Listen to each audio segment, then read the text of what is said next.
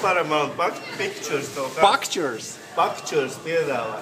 Taču ideja tāda, ir čaļu grupa tāda, nu, viņi ir panki, viņi spēlē visās revolūcijās.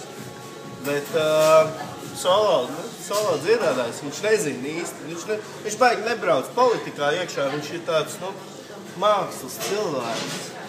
Bet basģitārists ir reāls politikā iebrauc cilvēks, viņš zina, kur kas notiek.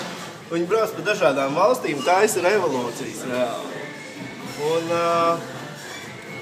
viņš, tas solo dziedātājs parasti, pieiet pie tā basģitārista un paprasa, viņš vienmēr dzied nostārt, viņam jāzina, ar ko vajag novākt, kam nevajadzētu būt. Viņš vienmēr paprasa, viņam tas basģitārists izstāsta, šodien Jankovičs, rītā mēs braucam uz Ēģipti, tur atkal Mubaraks vai vēl kaut kāds cits.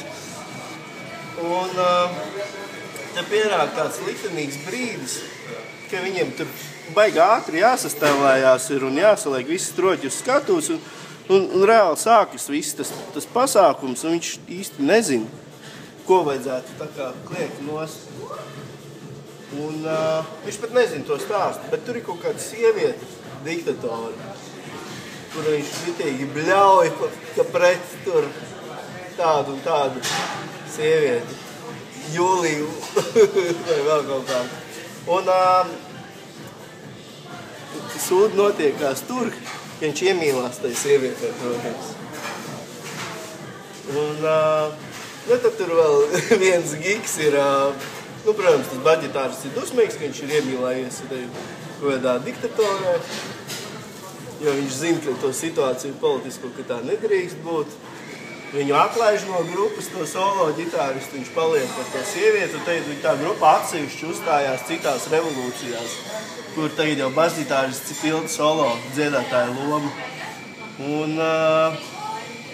viņiem neiet, viņiem tās revolūcijas negāžās tur. Vien nošauja šito bundzinieku, tāpēc, ka nav vairs tā solista labā, kas gāza revolūcijas, kas... Jā, viņam īsti krāniņš ir, kā Andersons sāka. Bet, beidzās laimīgi.